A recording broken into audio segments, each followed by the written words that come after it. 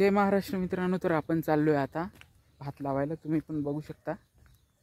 जाऊ आणि समोर जाऊन तुम्हाला सांगू कसं भात लावायचं, काय लावायचं.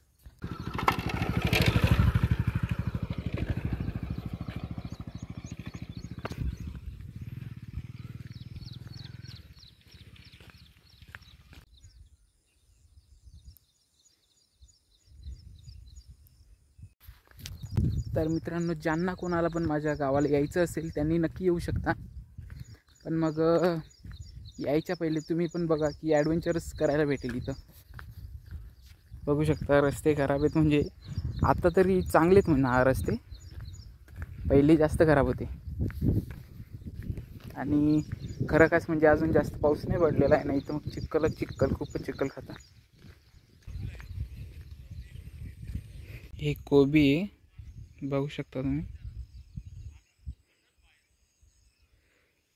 म्हणजे इथं सध्या लोक सोयाबीनचं लावतात. हा पूर्ण सोयाबीन. हे ऊस म्हणजे छोटेच अजून, आता काय खायला जमणार नाही ते ऊस.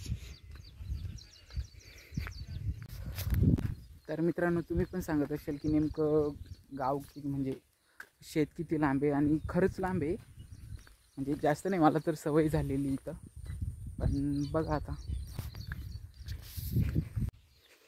बैलगाडा.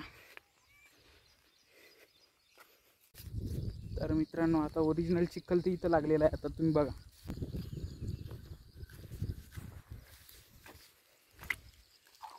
आणि विषय काय झालेला आहे की माझ्या पायाला लागलेलं आहे, म्हणून मला चिखलात तर यायला नाही सांगितलेलं आहे. पण मग आपण साईडनं जाऊ.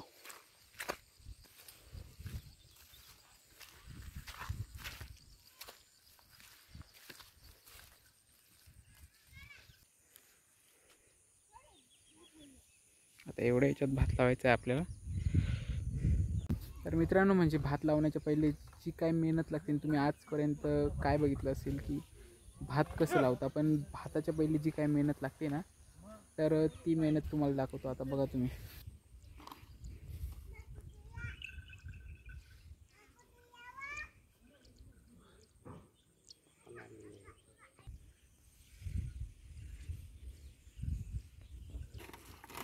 पहिले नांगरणी करतात,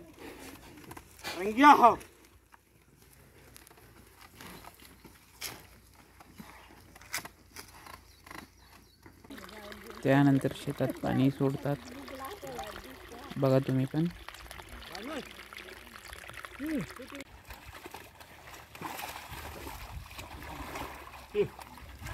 नंतर शेत मोकळं करण्यासाठी वखरतात ते पहिले. बघा तुम्ही पण.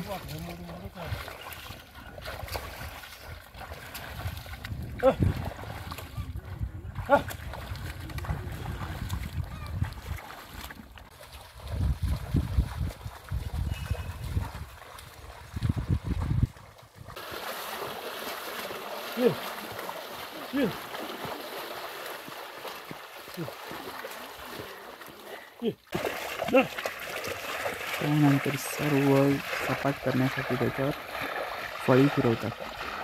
बघा तुम्ही पण, पाण्यात फिरवतात फळी.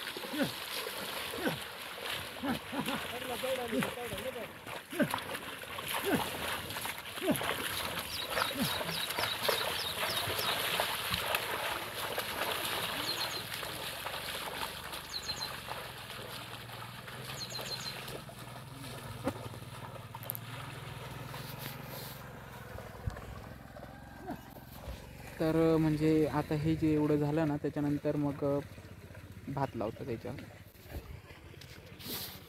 शेत तयार झाल्यावर आता बैलाची आंघोळ करून आता नंतर भात लावायचा आहे.